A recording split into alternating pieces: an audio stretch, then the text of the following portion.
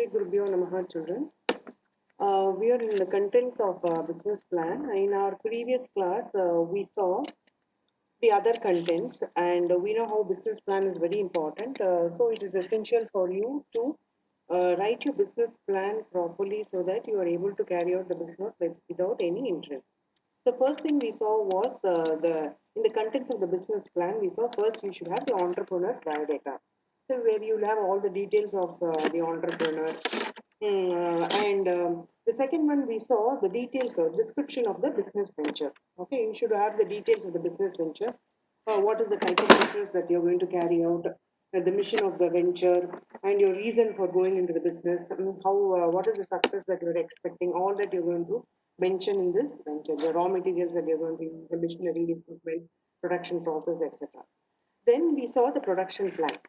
What are you supposed to mention in the production plan? Like what is the type of machinery that you are going to you're going to adopt, and what is whether the technology is available in India or whether it is not available. From where you should go for the technology. All that you have to mention in your production plan. Next is the operational plan. Operational plan is the manpower that you require. Okay, manpower you require to undertake your operations, like how your factory should function. That is the flow of work within the factory.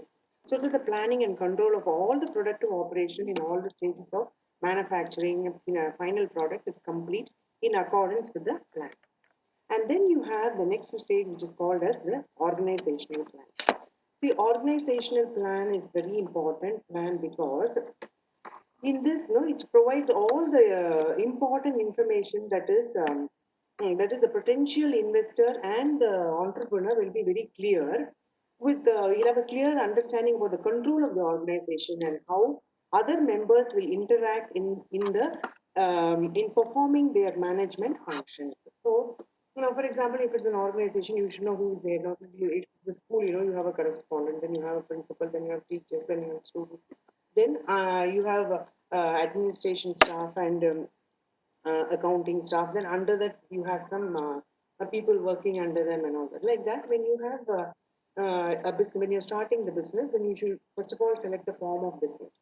Okay, you know the different form of business we have already discussed: sole proprietorship, I think joint stock company, partnership, or a cooperative society, or joint into family, whatever the form may be. Okay, whatever the form may be, the you have selected, you should know how your company's organization is going to be. Okay, so now just let us get into the lesson.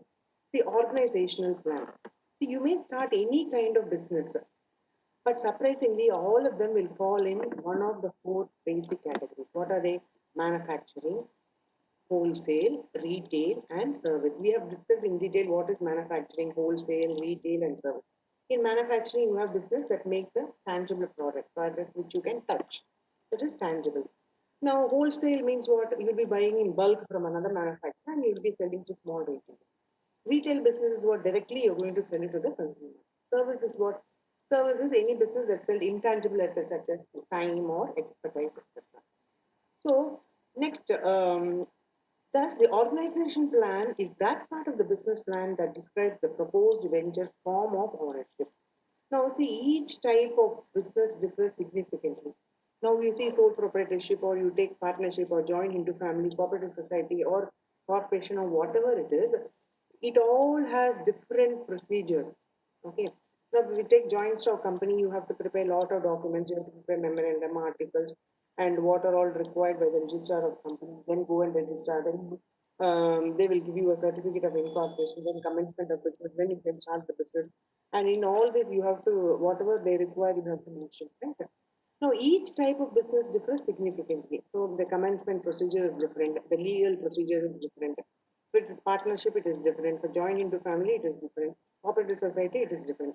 So, even the accounting methods are different. For company, you have company accounts. So, maybe you have journal, ledger, not common, but the methods are different. So, then your marketing and promotional strategies, risk and liabilities are also different. So, in sole proprietorship, the liability and partnership, the liability is unlimited. In case of company, you saw the liability is very much limited. Risk is common for all business, whatever the type may be, risk is common, right? So that is why it is important to be able to categorize the business first and then carefully choose a legal structure for it. As already dealt in detail in the beginning of the chapter, the entrepreneur has access to the following forms chosen from the start to this venture. So we have already seen these types: sole proprietorship, partnership, joint into family, cooperative society, corporation, etc. So we know each of these forms have an important implication. That is, they have taxes, different taxes, liability is different, continuity is different, finance is different, ownership is different.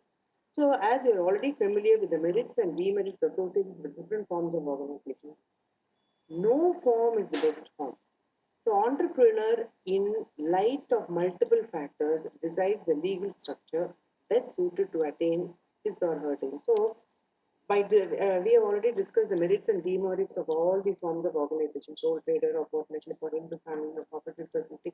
We have discussed all the forms of organization, their merits, their demerits, their ownership, everything we have discussed. And we know not that every form of organization has some demerits or the other. It's not that they're all very perfect. So no form is the best form. So in entrepreneur, in the light of multiple factors, decides the legal structure best suited to attain his or her goal.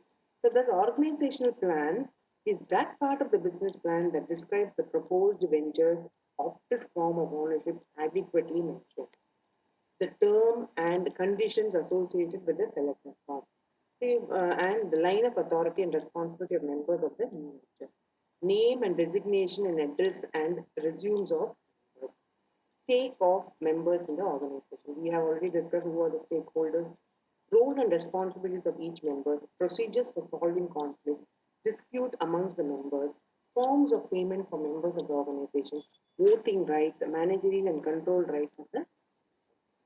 So all this information. So this organizational plan is the part of the business plan that describes the proposed ventures opted form of ownership adequately mentioning. So whatever form you have selected, whether it is sole proprietor or a joint stock or partnership or anything, you have to mention all these details. All this information provides the potential investor with a clear understanding of who controls the organization and how other members will interact in performing their management. So there will be a line of control. First, you have the managing director, then you have a board of directors. Under board of directors, you have members. So, what is the roles of board of directors? Now, you have an auditor, you have a lawyer. What is the role of the lawyer? Now, you have under, like for example, maybe you'll be having different departments: a marketing department, administrative department, accounts department, and so many departments will be there. Under that, now who will be reporting to who? You should have a clear information in the plan itself. You should decide who will be reporting to who and what type of work you're going to extract from them. So, as it is important to begin the new venture with a strong managerial management team committed to the goals of the enterprise. So, you have a strong management team. Okay, unless you have a strong management team, unless each of them they know what is their role that they're going to play, it will be difficult for you to achieve your goals. So it is the organization plan that helps the entrepreneur to carefully evaluate and decide the legal structure for this organization that would affect the long-term effectiveness of the enterprise and profitability. So your profit entirely depends upon the proper management team and your organizational plan. Right. Not only the organization plan, we have discussed about the previous one. Even there's a small mistake in your production plan also, the entire process will go wrong, right? So you should be very clear with your operation plan, your production plan, and your organization plan. How are you going to have a control? What is the type of role each person is going to do, okay, in your business? So to conclude, both entrepreneur and the potential investor stands to gain from the organization plan as a design of the organization. So opted help even in specifying the type of skills needed and the role that must be fulfilled by each member. That is, help to decide the enterprise's formal organization. So you have to specify the type of skills needed. So now you the marketing manager under him we have a sales manager, under sales manager we'll be having sales reps, under sales rep you'll be having some assistants. So what type of work are you expecting from them? What is their role? Okay, what is the rule and what is the thing work that they have to extract so that you achieve your goal properly. So you have to mention that in your plan before you start a business. Representing the attitudes, behavior, dress, the communication style. Now, see, if you go to big showrooms and all that, you know that they have a dress code. It's the school, colleges, they have a dress code. Now, the IMRs will be dressed up in this uniform, administrative people in this uniform, managers in this uniform.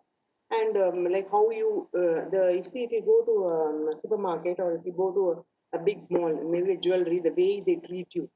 So thus chalk out informal organizations or culture, like representing the attitude, behavior, dress, communication style, etc. Thus chalking out informal organization or so that is that is you organize yourself properly. That is your business is organized properly, so you don't leave a loophole for a loss in the organization. So you this is one of the most important plan that you should sort out because line of control. You should have a proper control on the people whom you have assigned the job. If you don't have a proper control, then you it's difficult for you to attain your goal. So everything depends upon the form of organization you have to do. Whatever the form may be, you should have a proper organization plan, irrespective of what type of form of organization you have chosen. See, now you have some assignment questions along with this. What is the form of ownership of an organization, of the organization? In a partnership, who are the partners and what are the terms of agreement? We have already dealt with partnership in detail. Even in business studies, we have gone through who is partnership, and here in this chapter also we have gone through what is partnership. Okay, if incorporated, who are the principal shareholders and how much stock do they own? How many and what type of share of voting and non-voting stock has been issued? Who are the members of the board of directors? Give names, address, and resumes. Who has the check giving authority or control? In a joint stock company, it's an artificial person created by law. So they cannot work or they cannot, so they have a common seal. So common seal will speak, and there will be somebody assigned the managing director, or there will be a signing authority to sign the checks. Who are the members of the management team and what are their background? What are the roles and responsibilities of each member of the management team? What are the salary, bonuses, and other forms of payment of each members of the management team? So you can, like whatever form you have to select a form. Okay, maybe you are selecting a joint stock company, maybe it's a partnership. If it's a partnership, then what is the form of ownership of the organization? Okay. Then in partnership, who are the partners? These are all general questions which can answer. Then how many and what are the type of voting and non-voting stock have been issued? What are the members of the board of directors? Now this is joint stock company. Who has the check giving authority? Who are the members of management team and what are their backgrounds? So try to complete these questions and we will be definitely discussing all these questions. After I complete the lesson, we'll be discussing all the questions. All right, children. Next, we'll be going to financial plan. Okay. I'll stop here, children. In my next class, we'll start with this financial plan. I think after this, you'll be having one more plan. You'll be having human resource plan. I think. So financial plan is one of the most important plans. Okay. And finance, if there's no finance, there's no business. So money plays one of the most important role in business. Then manpower planning is also very important. Followed by financial planning, you'll be having manpower planning and marketing plan. You manufacture a product. Okay. If you're not able to market the product, then what use it is? If you're going to dump and keep everything in your thing, go down or in a warehouse, then you're going to end up in a loss, isn't it? You might have produced so many products. So whatever you produce, you should know how to market it also. Okay, that is also very, very important. All right. So next we will be going to financial plan in our next class. Thank you, children.